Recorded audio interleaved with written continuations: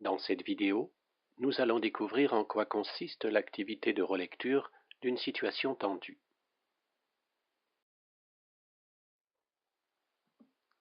Précisons tout d'abord l'objectif de cette activité. Il s'agit de parvenir à clarifier et aussi pacifier notre vécu intérieur. Et pour cela, nous allons prendre du temps, à l'écart, pour faire un travail de prise de conscience de notre vécu par écrit. C'est une façon de prendre soin de soi dans une situation pénible.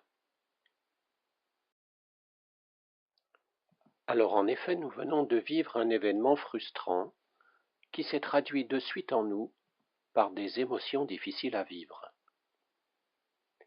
L'énergie de ces émotions pénibles a de suite aussi stimulé dans notre mental tout un tas de cogitations, lesquelles ont donné lieu à de nouvelles émotions, qui ont stimulé de nouvelles cogitations, de nouvelles émotions, et ainsi de suite.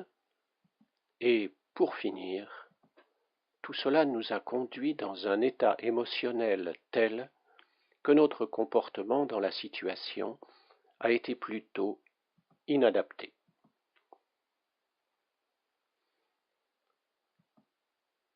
Il s'agit tout d'abord de prendre conscience de ce processus.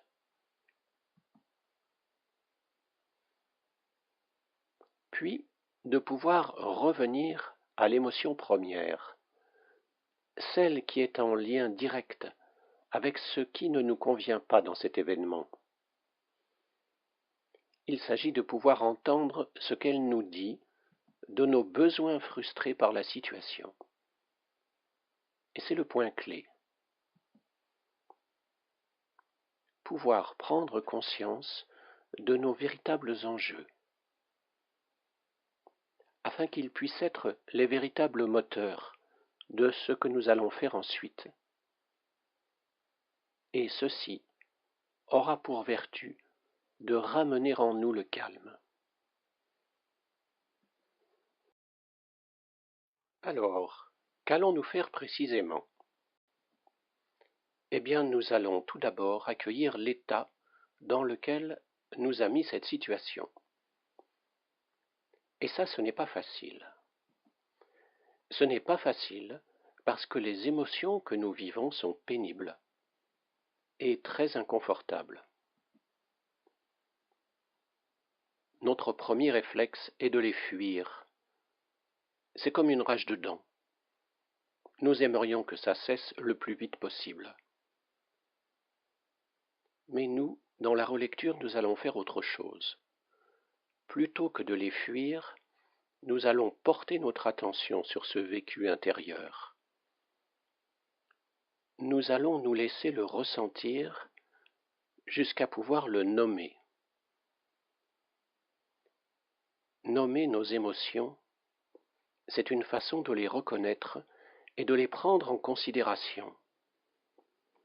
C'est une façon de les écouter pour qu'elles puissent nous délivrer leur message, car elles ont vraiment quelque chose d'important à nous dire sur ce qui nous manque là. Et puis, nous allons aussi porter notre attention à tout ce qui se passe dans notre mental, à toutes ces cogitations qui ont été activées par nos émotions. Nous allons les écrire telles quelles, crûment peut-être, et cela va nous permettre de leur faire face et de prendre un peu de recul avec elles.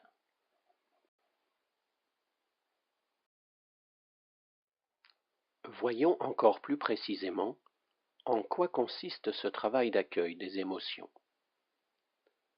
Nous sommes pourvus d'une conscience. Or, il se trouve qu'elle est le plus souvent absorbée par ce qui se passe au niveau de notre mental, ruminant à la fois le passé de l'événement et ce que nous allons faire ensuite.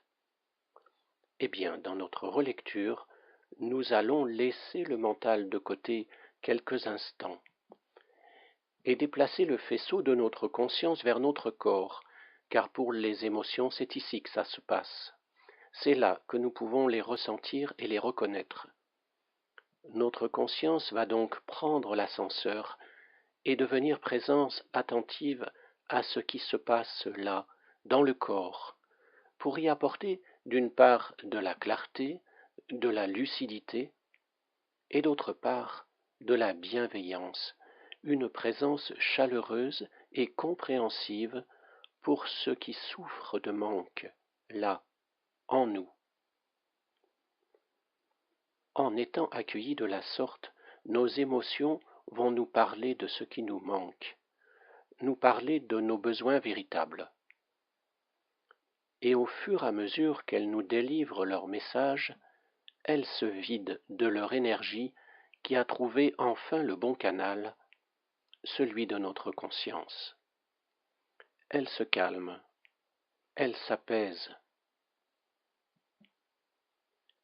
Et c'est une expérience à vivre que cette relecture, que ce retour au calme intérieur, par l'accueil compréhensif d'un vécu pourtant bien désagréable. Alors notre intelligence n'est plus sous pression et peut fonctionner de nouveau normalement. Nous pouvons discerner clairement quoi faire pour prendre en compte les besoins essentiels dont nous venons de prendre conscience.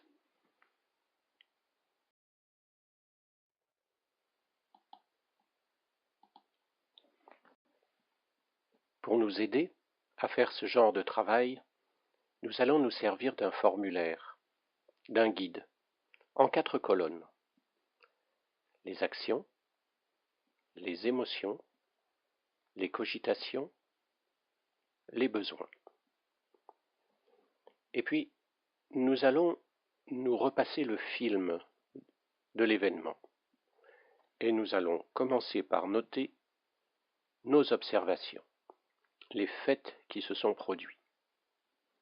Puis, nous allons nous laisser ressentir l'émotion vécue à ce moment-là.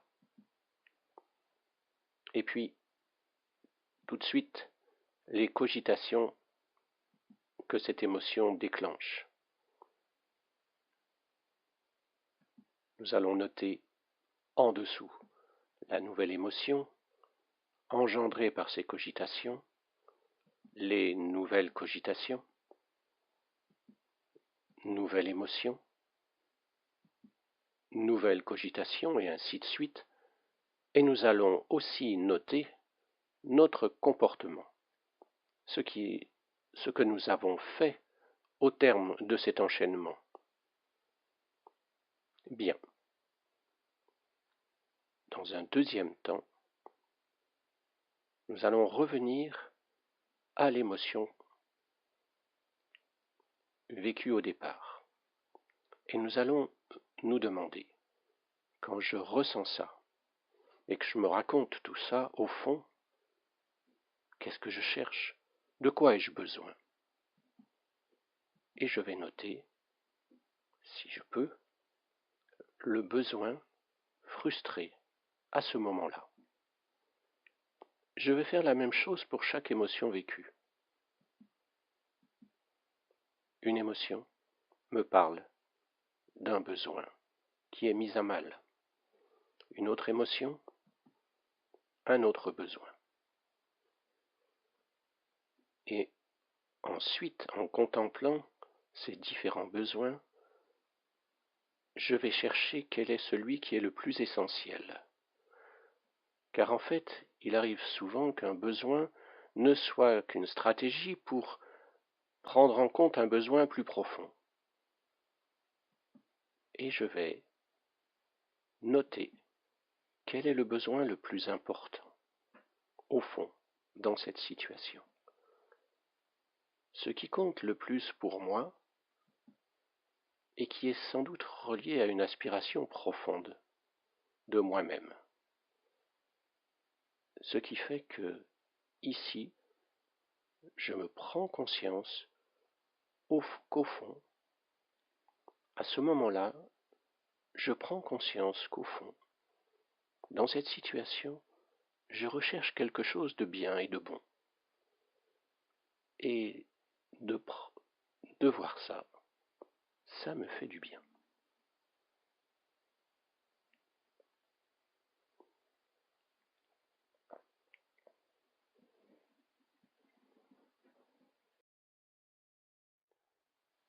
La conclusion d'une relecture se fait donc en nous plaçant face à notre enjeu essentiel dans la situation vécue. Puis, nous pouvons nous demander qu'est-ce que je peux faire concrètement pour le prendre en compte? Il y a des choses qui dépendent de moi, il y a des choses qui dépendent de mon partenaire. Je les identifie, je les note et je prends éventuellement des décisions.